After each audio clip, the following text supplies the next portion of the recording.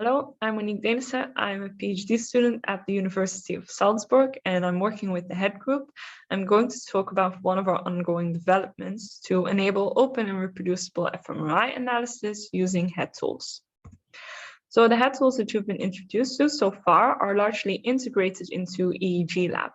This means that if you're working with electrophysiological data, you can access these tools directly from your analysis environment. And we're currently working on providing similar integration with fMRI analysis. So if you want to run open and reproducible fMRI analysis, there are various tools that you can use that have been created by the Poldrack lab. The most known is probably fMRI Prep, which is a pre-processing pipeline that runs automatically on a bits data set, and it's fully standardized. And it creates its output also in a bits derivative format. And these outputs can be a direct input into FitLins. And FitLins runs linear models. Now, FitLins requires another input, which is a bits stats model.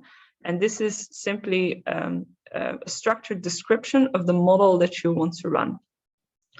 And the power of this is that within this bits stats model file, you can directly refer to labels that have been used in other bits files, such as the bits event file, and use this to specify your conditions and create statistical contrasts such as these.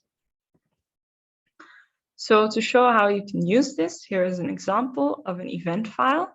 This is a stop signal task, and you can see various events that are described in a few columns. If you want to run a simple contrast on this, for example, the difference between a left and a right hand response, you can create a bits model file. And here is a portion of what such a file will look like.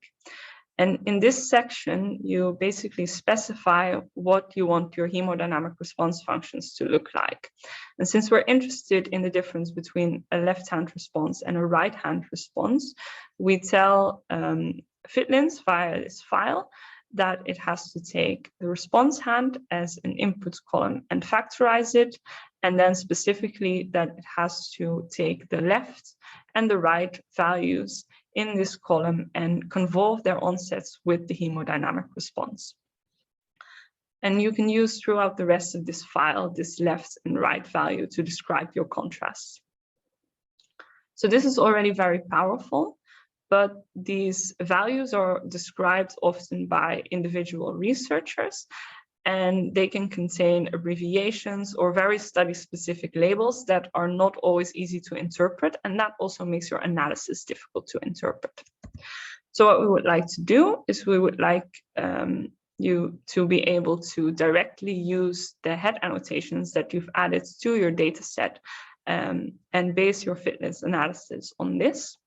And this has various advantages. So because you have access to everything that you can annotate with the HED schema, you can flexibly reanalyze your data if it's been annotated in detail. And on top of this, if you share your analysis, it will be easy for other people to understand what it's about, because they can easily read the HED tags and get an idea of like what was in your contrast and what was in your conditions.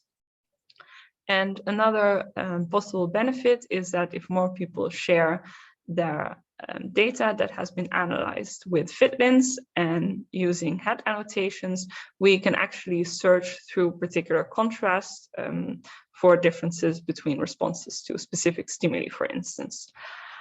So we plan to release this tool somewhere at the beginning of July. So if you're interested in open and reproducible fMRI analysis, we encourage you to check it out. And thank you for your attention.